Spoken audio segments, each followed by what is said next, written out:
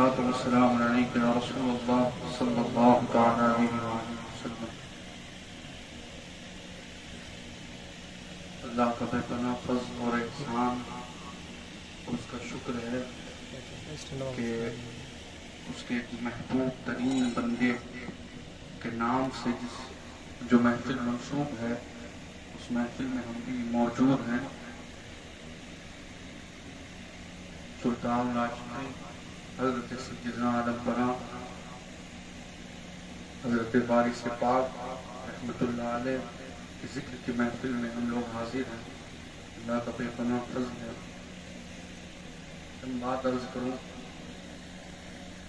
کہ وارث پاک کا ذکر ہو رہا ہے تو میرا دل یہ چاہ رہا تھا کہ جس بزرگ اور جس صوفی نے اس علاقے کو وارثی سلسلے کا فیضان عطا کیا ہے اور جنہوں نے حضرت وارث پاک کے عشق کی شمع کو غازی پور میں لے آئے، میری مراد شیخ کامل حضرت سیدنا حافظ حقیق الحق وارثی رحمۃ اللہ علیہ ہیں، تو میرا دل چاہ رہا تھا کہ کچھ ان کا ذکر ہو جائے۔ میں نے سنا لوگوں سے بڑی عظیم ترین شخصیت اور ولی را ولی میں شناست، ولی کو ولی ہی پہچانتا ہے۔ ہمارے اور آپ کو بس کی بات نہیں ہے کہ اولیاء کو پہچان سکے، یہ ولی کی خصوصیت ہوتی ہے اور ان کی بارگاہوں کے آداب جو ہوتے ہیں یہ ایک اللہ والا ہی ادا کرتا ہے۔ تو عظیم شخصیت ایک ہمارے شیخ طریقت حضرت صوفی ملت اور ایک حضرت حافظ صاحب رحمۃ اللہ علیہ، بے پناہ محبت اور بے پناہ الفت دونوں کے مابین، جس کو آپ سارے لوگ بخوبی جانتے ہیں، ایسی محبت کہ حافظ صاحب ان سے کہا کرتے تھے کہ ہم پہلے مرد تو تو ہمارا جنازہ پڑھیے، اور وہ کہتے تھے کہ میں اگر انتقال کروں گا تو آپ میرے جنازے کو پڑھائیں۔ اتنی بے پناہ محبت۔ اور میں نے مولانا انوار صاحب کی زبانی سنا کہ وہ بیان کر رہے تھے کہ ہم لوگ راستے میں تھے، مولانا انوار صاحب اور حضرت صوفی ملت راستے میں تھے، چترکونی آ رہے تھے، تو حضرت نے مولانا انوار صاحب سے کہا کہ کہا ہو مولانا، آج کس موضوع پر گفتگو کی جائے، حافظ صاحب سے کس موضوع پر بات کی جائے، کس ٹاپک پر گفتگو کی جائے؟ تو مولانا انوار صاحب نے کہا کہ حضرت حافظ صاحب سے نور کے تعلق سے بات کی جائے، نور کے ٹاپک پر گفتگو کی جائے۔ تو مولانا انوار صاحب کا کہنا ہے کہ جیسے ہی ہم اور حضرت حافظ صاحب کی بارگاہ میں حاضر ہوئے، بغیر بولے اور بغیر پوچھے حضرت حافظ صاحب نے نور پر گفتگو شروع کر دی۔ ایک فتح پور اٹما کے میرے پاس آئے، انہوں نے کہا کہ ہم بنی ستونا کے دورے سے حضرت کے ساتھ ہی حضرت صوفی ملت کے ساتھ چترکونی آئے اور حافظ صاحب بیٹھے ہوئے تھے، حضرت بھی بیٹھے ہوئے تھے اور گفتگو ہو رہی تھی۔ حضرت حافظ صاحب نے کہا کہ میاں میں 5 جگہوں کا نام آپ کو دے رہا ہوں، وہاں حاضری دے لیجیے گا۔ تو وہ جو نوجوان تھا اور لوگ تھے کہنے لگے دنوا بھر یہیں رہتے ہیں، یہ کہاں سے 5 چیز کا نام دے رہے ہیں؟ جب آدمی کہیں جاتا ہے تب نہ کسی کو بتاتا ہے کہ بھائی آپ بھی وہاں حاضری دیجیے گا۔ تو حضرت صوفی ملت نے کہا کہ بڑھو یہاں بیٹھے بیٹھے نہ جانے کہاں کہاں گھوم لیتے ہیں۔ کیا بات ہے۔ ولی ولی کو پہچانتا ہے، صوفی صوفی کو پہچانتا ہے۔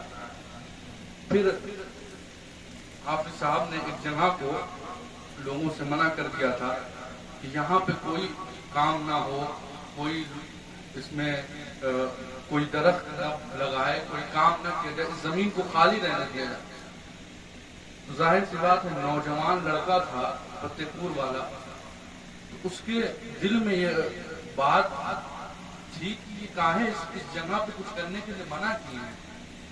یہ بات حضرت رسول ملت سے اس نے پوچھا تو حضرت نے کہا ارے تم نہیں جانتے کہ بڑہو زندگی بھر اس جگہ پہ جناتوں کو نماز پڑھائے ہیں، جناتوں کی امامت کی ہے انہوں نے، اس وجہ سے لوگوں کو منع کیا۔ یہ غازی پور والوں پر اللہ کا فضل اور احسان ہے جس میں ہم نہیں سمجھ رہے ہیں کہ کتنی بڑی نعمت اللہ نے ہمیں حضرت حافظ حقیق الحق وارثی ہوئے حضرت صوفی ملت کی ذات میں کتنی بڑی اللہ نے نعمت دی ہم لوگوں کو، اس کی اہمیت ہم نہیں لگا سکتے۔ ظاہری احوال اللہ رسول نہیں دیکھتے، اللہ رسول کے ہاں فیصلہ جو ہوتا ہے وہ باطن کو دیکھ کے ہوتا ہے۔ داڑھیاں لمبی ہونے سے کوئی کمال نہیں حاصل کر لیتا، عشق اور باطن کی درستگی اور صفائی بہت ضروری ہے۔ باطن جب تک صاف نہیں ہوگا تو لاکھ سجدے ہمارے پاس ہیں، لاکھ عبادات ہو، جب باطن ہی نہیں صحیح ہے تو ہم لوگوں کے دکھاوے کی نماز پڑھ رہے ہیں، خود کو متقی اور پرہیزگار کہلانے کے لیے نماز پڑھ رہے ہیں۔ سب سے ضروری چیز ہے علم ظاہر جہاں حاصل کرنا فرض ہے، اسی طریقے سے باطن کا علم بھی حاصل کرنا فرض ہے۔ جو شخص ظاہری علم سے اپنے باطن کو نہ صاف کر سکے تو پھر اس علم کا کوئی فائدہ نہیں ہے۔ یہ خانقاہیں اور یہ مشائخ اس کے لیے آئے ہیں کہ ان سے وابستہ ہو کر تم بھی اللہ رسول تک پہنچ جاؤ، کم سے کم کچھ نہیں تو ان کی محبت تمہیں مل جائے گی۔ ان لوگوں کے اور اللہ کا فضل یہ بھی ہے کہ دیکھیے یہ فضل ہر شخص کو نہیں ملتا ہے کہ جو معاملات والد کے تھے وہ بیٹوں کے بھی ہیں، وارثین میں وہ چیز آ جائے، یہ اللہ کا فضل ہوتا ہے جس میں آ جاتی ہے۔ لیکن اللہ کا یہ فضل ہے دھاما شریف اور چکلپونی کے مشائخ کے درمیان جو محبت اور جو یارانہ تھا، اللہ کا بے پناہ فضل، اور میں شکر ادا کرتا ہوں کہ اللہ نے آج بھی وہ محبت دھاما شریف والوں اور چکلپونی والوں کے درمیان باقی رکھی ہے۔ یہ اللہ کا بے پناہ فضل ہے۔ ان کی اہمیت کو جانیے اور دنیا زمانے میں گھومیے گا، لیکن چترکونی کے ہیں ان کے آستانے پر حاضری دیا کیجیے، اپنے بچوں کو کہا کیجیے جا کے تھوڑی دیر حافظ صاحب کے بیٹھو، ان سے لو لگاؤ، کچھ مت مانگو، کچھ مت کہو، چہرہ یاد ہے تو چہرے کا تصور کرو، نہیں یاد ہے تو آستانے کا تصور کرو، جا کے بیٹھو، کچھ نہیں کرو، کچھ مت کرو، تصور مت کرو، بس جا کے بیٹھو۔ اللہ والوں کی صحبت میں بیٹھ جانا یہ آخرت اور دنیا کو ثواب دیتا ہے۔ ان کی اہمیت کو جانیے، جنہوں نے اس سلسلے کو دکھایا ہے کیا ہے وارثیت، جس کو لوگ تماشا سمجھ رہے ہیں وہ کیا ہے سلسلہ وارثیت، وہ ان بزرگوں نے بتایا ہے۔ حضرت وارث پاک رحمت اللہ علیہ حافظ صاحب میں ان کے مرید، نام مجھے نہیں یاد آ رہا ہے، یقین، توکل، بھروسہ، انسان قرآن پڑھے، حدیث پڑھے، آستانوں پر حاضری دے اور یقین ہی نہ ہو، توکل ہی نہ ہو، پھر کیا فائدہ؟ اللہ سے مانگ رہا ہے اور اوپری دل سے بس مانگ رہا ہے، زبردستی یقین ہی نہیں ہے، پھر کیسے ملے گا؟ سب سے بہت ضروری چیز ہے یقین۔ حضرت وارث پاک رحمت اللہ علیہ اپنے مرید کے یہاں تشریف فرما ہوئے اور حافظ جی کے یہاں کچھ کھانے پینے کو نہیں تھا، بڑے فکر مند ہوئے کہ سرکار تشریف لے آئے اور کچھ کھانے کے لیے نہیں، اور حضرت عالم پناہ بچپن ہی سے فاقے کی عادت، ظاہر سی بات ہے اللہ والوں کے دل میں وہ محبت کی شمع روشن کر دی جاتی ہے کہ صرف محبوب ہی نظر آتا ہے، صرف محبوب تک کیسے پہنچا جائے، موت قبل ان تموت، مرنے سے پہلے مر جاؤ۔ یہ جو ہمارے اندر ہمارا نفس بیٹھا ہوا ہے، جو شیطان ہے، جو نماز پڑھنے سے روکتا ہے، جو اتباع سنت کرنے سے روکتا ہے، جو اللہ والوں کی صحبت میں بیٹھنے سے منع کرتا ہے، اس کو مار دو۔ موت قبل ان تموت، ایک نقطہ کھل گیا، جو مزہ جینے میں نہیں ہو تو مر جانے میں۔ یہ تو حضرت عالم پناہ نے ارشاد فرمایا کہ گھبراؤ نہیں، اور حضرت حضرت حافظ صاحب کو یہ حکم دیا جا کے شکرانے کی 2 رکعت نماز پڑھو. یہ محبت ہے اور یہ اللہ والوں کی خصوصیت ہے کہ فاقہ ہے, کچھ نہیں کھانے کو ہے, نہ جانے کتنے دن سے فاقہ کر رہے ہیں لیکن اف نہیں کر رہے ہیں. اللہ کی بارگاہ میں کوئی لفظ شکوہ نہیں کر رہے, کوئی زبان کھول ہی نہیں رہے ہیں, بلکہ کہہ رہے ہیں کہ جاؤ اللہ کا شکر ادا کرو, 2 رکعت نفل نماز پڑھو. جیسے ہی نماز پڑھ گیا ہے تو غالباً سرنجیت نامی ایک شخص کہ ہاں میلاد النبی کا پروگرام تھا اور اس نے سارے تبرکات جو لنگر تھا وہ حضرت عالم پناہ کی بارگاہ میں لا کے رکھ دیا. تو حضرت وارث پاک نے کہا کہ لیجیے حافظ صاحب کھائیے آپ. انہوں نے کہا کہ حضور بے ادبی ہو جائے گی, پہلے آپ کھا لیں. تو حضرت وارث پاک نے کہا نہیں کھائیے, اگر بے ادبی ہوگی تو میں معاف کروں گا. اس کے بعد آپ نے فرمایا کہ فاقہ یہ اللہ کی نعمت ہے اور اللہ جسے چاہتا ہے اسے عطا کرتا ہے. اللہ جس سے محبت کرتا ہے اور جسے اپنا محبوب بنانا چاہتا ہے اسے یہ نعمت عطا فرماتا ہے فاقہ. تو ہمیں تو ہماری حالت یہ ہے کہ اگر وارث پاک کا جلسہ ہو, صوفی ملت کا جلسہ ہو, کچھ لوگوں کی بات کر رہا ہوں, اور چاہے غریب نواز کے نام سے جلسہ ہو اور چاہے حضور ہی کے نام سے جلسہ ہو, جب تک کھانے کی دعوت نہیں آئے گی تب تک تو ہماری حاضری ممکن ہی نہیں ہے. کچھ لوگوں کی بات کر رہا ہوں کہ بالکل ٹھوس چکے ہیں پھر بھی ابھی ہوس اور نفس باقی ہے, کھائے جاؤ یہاں تک کہ بیمار پڑ جاتے ہیں, لیکن کھانے کا سلسلہ ختم نہیں ہوتا. کبھی کبھی ترک کر دیا کیجئے اور سوچا کیجئے, گھر نہ دیکھا کیجئے, شخصیت کو نہیں دیکھا جاتا ہے, یا کس کے گھر پروگرام ہے یہ بھی مت دیکھیے, یہ دیکھیے کہ محفل کس کی ہے. سرکار کے نام سے منسوب ہے, ہم غلام ہیں, حاضری ضرور ہوگی ہماری.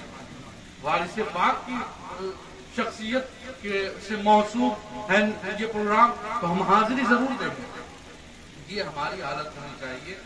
کبھی کبھی بزرگوں کی بارگاہ میں ضرور بیٹھا کیجیے اور عرض کیا کیجیے کہ اپنا فیضان ہم کو بھی دیجیے, کبھی نہ کبھی تو مل جائے گا, اور تھوڑا ہی سے مل جائے گا نا, کامل ہو جائے گا انسان. میں آخری بات عرض کر دوں, حضرت سیدنا خواجہ حسن بصری رحمۃ اللہ علیہ, ان کی بارگاہ میں ایک شخص حاضر ہوا. اس نے کہا کہ حضرت فلاں شخص آپ کی برائی کر رہا تھا, فلاں شخص آپ کی غیبت کر رہا تھا, آپ کی بڑی برائی کر رہا تھا. تو حضرت سیدنا خواجہ حسن بصری نے, غور کیجیے گا, کہا خوب تازہ کھجور منگوائی اور اس شخص کو تحفے میں بھیج دیا جو برائی کر رہا تھا. تو حضرت خواجہ حسن بصری کا یہ عمل دیکھ کے لوگوں نے پوچھا کہ حضرت وہ تو آپ کی برائی کر رہا تھا, بتائیے آپ اتنے نیک آدمی ہیں اور وہ آپ کی پارسائی کو اور آپ کی ولایت کو مانتا نہیں ہے, برائی کر رہا تھا, اس کو آپ نے تحفے میں کھجور بھیج دیا. تو آپ نے ارشاد فرمایا کیا ہوا, وہ میری برائی کر رہا تھا, جا کے اس سے کہہ دو, یہ کھجور دے کے اس سے کہہ دو کہ تمہارا شکریہ کہ تم نے اپنی نیکیاں میرے نام اعمال میں منتقل کر دی. برائی وہ کر رہا تھا تو اس کی نیکیاں جو تھی وہ جس کی برائی کر رہا تھا اس کے نام اعمال میں لکھا گئی, مسئلہ ہی سالو کر دیا, کوئی فتنہ کھڑا ہی ہونے نہیں دیا. یہ دیکھیے مشائخ کا یہ طریقہ رہا ہے اور بزرگوں کا یہ طریقہ ہے کہ ہماری اکثر لڑائی تو اسی پر ہوتی ہے کہ تم میری برائی کیوں کر رہے تھے. میں نے سنا ہے پر وہ بھی براہ راست نہیں سنا ہے, میں نے فلاں شخص سے سنا ہے کہ اس نے کہا ہے کہ فلاں شخص آپ کی برائی کر رہا تھا, اور اس میں نہ جانے کتنا بوال ہوتا ہے. بزرگوں کا یہ طریقہ ہے تو ظاہر سی بات ہے تحفے والا کام تم کیا ہے کہ اس کی جو نیکی تھی میرے نام اعمال میں لکھا گئی تو میرا بھلا ہوا نا. برائی وہ کر رہا تھا میری, لیکن بھلا میرا ہو گیا کہ اللہ نے اس کی نیکیاں میرے نام اعمال میں منتقل کر دی. ایک شعر پہ بھی بات ختم کروں, ان کا جو کام ہے وہ اہل سیاست جانے, ان کا جو کام ہے وہ اہل سیاست جانے میرا کام محبت ہے جہاں تک پہنچے۔ اللہ سے دعا ہے کہ مولا کریم اس محفل پاک کو اپنی بارگاہ میں قبول فرمائے، اور جو بھی ہم لوگوں نے محبت کے نذرانے پیش کیے سرکار عالم پناہ کی بارگاہ میں اللہ تعالیٰ اسے قبول فرمائے۔ السلام علیکم۔